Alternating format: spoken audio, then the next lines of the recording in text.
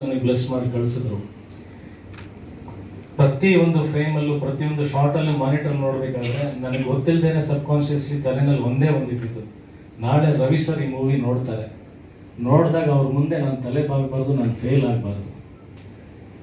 ಅಷ್ಟು ಪ್ಯಾಷನೇಟ್ ವ್ಯಕ್ತಿ. ಆ್ಯಂಡ್ ಮೊನ್ನೆ ಕೂಡ ಮನೆಗೆ ಹೋದಾಗ ಸರ್ ತಮ್ಮ ಸಿನಿಮಾದ ಒಂದಷ್ಟು ತುಣುಕುಗಳನ್ನು ತೋರಿಸ್ತಾ ಇದ್ರು, ಅವ್ರ ಕ್ರಿಯೇಟಿವಿಟಿನ ತೋರಿಸ್ತಾ ಇದ್ರು. ನಾನು ಆ ಸ್ಕ್ರೀನ್ ಮೇಲೆ ಅವ್ರು ಏನು ತೋರಿಸ್ತಾ ಇದ್ರು ಅದನ್ನ ಗಮನಿಸೋದಕ್ಕಿಂತ ನಾನು ಎಷ್ಟು ಭಾವುಕನಾಗಿದೆ ಅಂತಂದರೆ, ಇವತ್ತು ಇಷ್ಟು ಜರ್ನಿ ನೋಡಾದ್ಮೇಲೆ ಕೂಡ, ಅದ್ರ ಶಿಲ್ಪಿಗಾರ ಆದಮೇಲೂ ಕೂಡ ಒಂದು ಚಿಕ್ಕ ಮಗು ಥರ ನಾವು ಏನಾದರೂ ಒಂದು ಹೊಸ ಆಟ ಸಾಮಾನು ಸಿಕ್ಕರೆ ಒಂದು 4 ಜನ ಫ್ರೆಂಡ್ಸಿಗೆ ತೋರಿಸ್ತೀವಿ. ನಾವು ಇದು ನೋಡಿ ನನ್ನ ತಂದೆ ಇದು ಕೊಡ್ಸಿರಲ್ಲ, ಈ ತಂದೆ ನನ್ನ ಹತ್ರ ಈ ಡ್ರೆಸ್ ಇದೆ ಅಂತ ತೋರಿಸ್ತೀವಿ. ಎಷ್ಟು ಖುಷಿಯಾಗಿ, ಎಷ್ಟು ಮುಗ್ಧತೆಯಿಂದ ಆ ಉತ್ಸಾಹ. ರಾತ್ರಿ ಐ ಥಿಂಕ್ 11 ಗಂಟೆವರೆಗೆ ಆಗೋಯ್ತು. ಸರ್ ತೋರಿಸ್ತಾನೆ ಇದ್ದಾರೆ, ಸರಿ ಒಳಗಡೆ ಇದೆ ಅಂದರೆ ಇಷ್ಟೊಂದು ಟೈಮ್ ಆಗ್ತದೆ ಪಾಪ, ಏನಾದರೂ ತಡವಾಗ್ತಾ ಇದೆ ಅನ್ನೋದು ಅಷ್ಟು ಅವರಿಗೆ ಕಾಳಜಿ ಇದೆ. ಬಟ್ ನಮಗೆ ಪ್ರತಿಯೊಂದು ಕ್ಷಣ ಅದು ಎಷ್ಟು ಸಂಭ್ರಮ ಅಂದರೆ, ನಾವು ಅವ್ರ ಜೊತೆಗೆ ಇಲ್ಲಿ ಆ ಕಾಲವನ್ನು ಕಲಿತಾ ಇದ್ದೀವಿ, ಅವ್ರ ಪ್ಯಾಷನ್ನ ನೋಡ್ತಾ ಇದ್ದೀವಿ. ಇವತ್ತಿಗೂ ಅದೇ ಡೆಡಿಕೇಶನ್, ಇವತ್ತಿಗೂ ಈಗೇನು ಪ್ರೇಮಲೋಕ ಮಾಡಕ್ಕೆ ಹೊರಟಿದ್ದಾರೇನೋ ಅಷ್ಟು ಉತ್ಸಾಹ.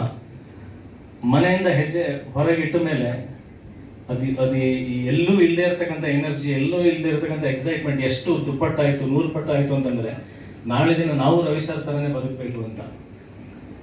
ಸರ್ ನೀವು ಯಾವುದೋ ವಿಷಯ ಕಾಪಿ ಮಾಡಿದೀವಿ ಅಂತ ಹೇಳ್ಬೋದು ಸರ್, ನಾವು ಕಾಪಿ ಮಾಡ್ತೀವಿ ಸರ್ ನಿಮ್ಮನ್ನು. ಲೈಫ್ ಟೈಮ್ ನಾನು ರವಿ ಸರ್ ಕಾಪಿ ಕ್ಯಾಟ್ ಆಗಕ್ಕೆ ಇಷ್ಟಪಡ್ತೀನಿ. ಲೈಫ್ ಟೈಮ್ ರವಿ ಸರ್ ಥರ ಒಬ್ಬ ಕನಸುಗಾರ ಆಗಕ್ಕೆ ಇಷ್ಟಪಡ್ತೀನಿ. ಲೈಫ್ ಟೈಮ್ ರವಿ ಸರ್ ಥರ ಒಬ್ಬ ಹಠವಾದಿ, ಒಬ್ಬ ಕಲಾವಿದನಾಗಕ್ಕೆ ಇಷ್ಟಪಡ್ತೀನಿ ನಾನು. ಸೊ ಅಂಥ ಒಂದು ಮಹಾನ್ ವ್ಯಕ್ತಿ ಬಂದು ಯುದ್ಧಕಾಂಡ ಸಿನಿಮಾದ ಟ್ರೈಲರ್ ಲಾಂಚ್ ಮಾಡಿದ್ದಾರೆ. ಯುದ್ಧಕಾಂಡಕ್ಕೆ ಅವರೇ ಯಜಮಾನರು, ಅವರು ಬಂದು ಆಶೀರ್ವಾದ ಮಾಡಿದ್ದಾರೆ. ಮೊದಲನೇ ಟಿಕೆಟ್ ಇಲ್ಲಿ ಪರ್ಚೇಸ್ ಮಾಡಿದ್ದಾರೆ. ಇಂಥ ಒಂದು ಕೈ, ಒಂದು ಅಭಯ ಹಸ್ತ, ಆ ಥರದ ಒಂದು ಕೈಯಿಂದ ಮೊದಲನೇ ಟಿಕೆಟ್ ಪರ್ಚೇಸ್ ಆಗಿದೆ. ಇದು ಶ್ಯೂರ್ ಶಾಟ್.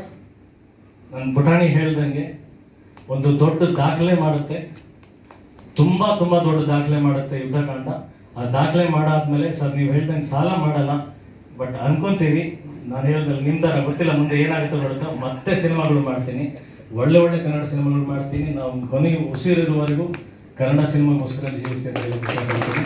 ಯುದ್ಧಕಾಂಡ ಒಳ್ಳೆಯದಾಗಲಿ. ಮತ್ತೊಮ್ಮೆ ನನ್ನ ಇಡೀ ತಂಡಕ್ಕೆ ಎಲ್ಲರೂ ಹೆಸರು ತಗೊಂಡ್ರೆ ಸಮಯ ತುಂಬ ಆಗ್ಬಿಡುತ್ತೆ.